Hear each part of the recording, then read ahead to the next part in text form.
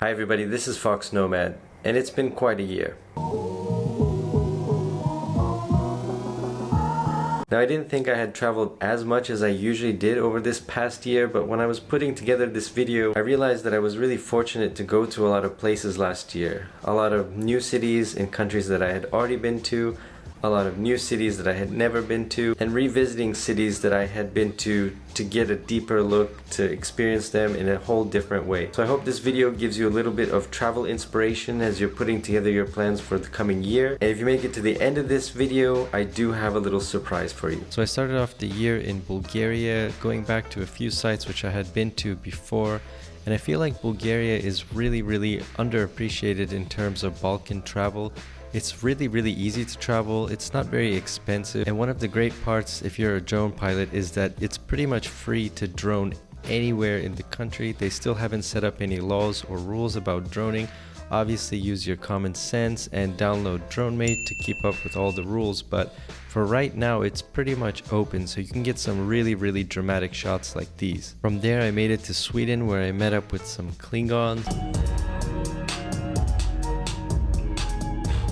And then to Lebanon, where I had one of the most unusual check-ins I had ever had in Athens. When I was about to board my flight to Beirut, they asked me, "Are you sure?" Are you sure about that?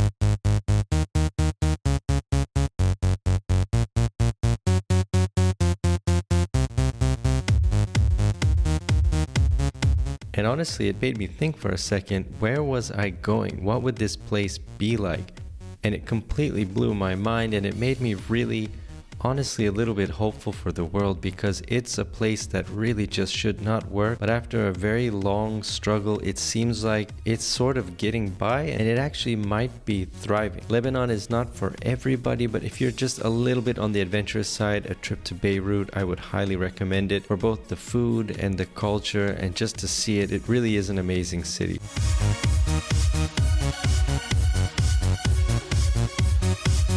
After that, I took this very interesting route around Israel to get to Jordan, where I went to Petra, which was bucket list level stuff. It was great. I went in the middle of the day and it wasn't too crowded, as you can see in this video here.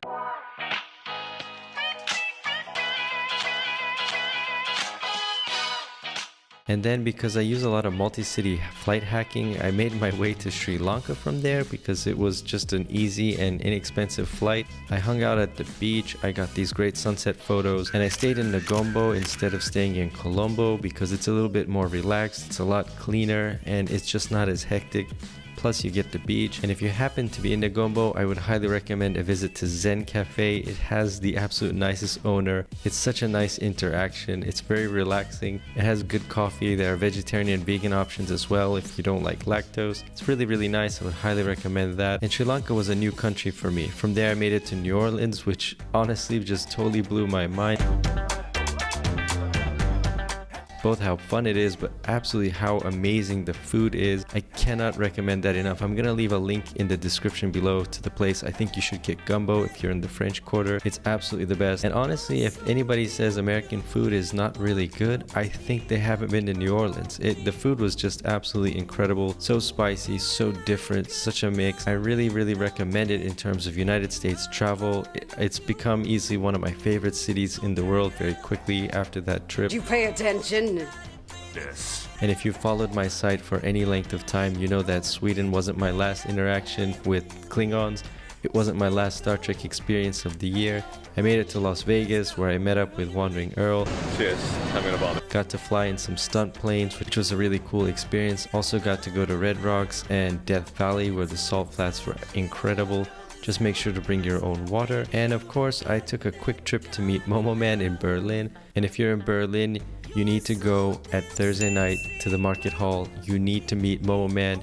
He is just one of the nicest people that you have ever met, and the food is great. The street food festival every Thursday night is something that you should not miss if you're in Berlin. Really cannot recommend it enough. Another Star Trek trip to New York City to go to the premiere of All We Left Behind, the Deep Space Nine documentary, and I got to revisit some of Utah's mountains. I had been to Alta before when Ford gave me a car to do this massive road trip around the United States, so I had to go back when I was in the area, and it was still as beautiful as ever.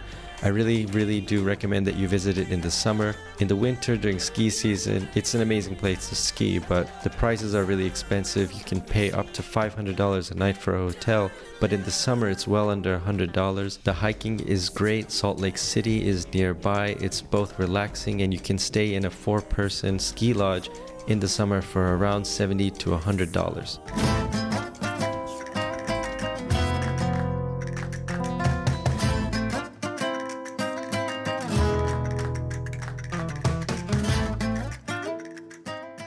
Thank you everybody who voted in the 2018 Best City to Visit contest. Granada was the first city ever since I've been running the competition to get voted twice in a row as Best City. So I made it back this year, which was wonderful. It was wonderful to see the city again for the 3rd time. Also Wandering Earl and Jesse on a Journey joined me. There were so many Spanish bloggers as well. It was just a really fun time. While I was there, I did go to some of the Game of Thrones sites. A lot of Game of Thrones is filmed in the south of Spain. I'm gonna have an entirely different video and post about how you can visit those sites and where they all are, but it was pretty cool to see Dorne and Highgarden, I have to admit. There are always lessons in failures. Yes. You must be very wise by now. Now, I've been traveling extensively full-time for the past 10 years, and sometimes I can get a little bit jaded. I can think I've pretty much been amazed as much as I can be amazed, but I'm still consistently shocked at how just incredible both traveling is and how the world is. And when I went to Galapagos Islands, I was completely blown away. I have never ever seen a place with such natural beauty where the wildlife is so accustomed or unafraid of people. I mean, there were sea lions and birds and sharks and turtles and penguins all over the place, and they had no fear of people. I sort of wanted to tell them, hey, you guys don't know what we're doing to the rest of the planet. But in the Galapagos, the tour groups are kept very small. It seems like for right now, they're doing a really good job conserving it and keeping this place as open as possible. I'm gonna leave a link in the description below to how I visited the Galapagos Islands for a week and stayed on a sailboat. I also have another video coming up on that. But honestly, Galapagos is probably, if not the most amazing, it's gotta be in the top 3 most amazing places I have ever visited in my life. If it's not on your bucket list, it really needs to be on your bucket list. And now I'm gonna stop talking about the Galapagos Islands because I could just keep going on and on and on.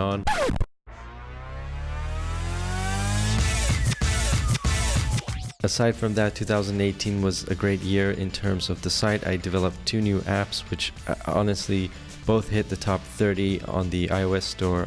I can't thank you enough for all of your support for GrassFox and Faucet Safe. I've got a few more things in development now and hopefully can get those to you early in this coming year. I really do appreciate all of your support. I mentioned it a few times, but 2019 is my year of giveaways. There is a giveaway at the end of this video, but just to tease you what's coming up in a couple weeks, there will be trips as part of giveaways coming up this year. Remember, the Best City contest is coming up in the middle of February. That's when voting begins, when you can nominate your city, and there are going to be a lot of prizes, including some trips to be given away. Also, I did forget completely about some other places that I went back to this year: Craiova, Timișoara, Quito. Oh yeah, and Kuwait as well.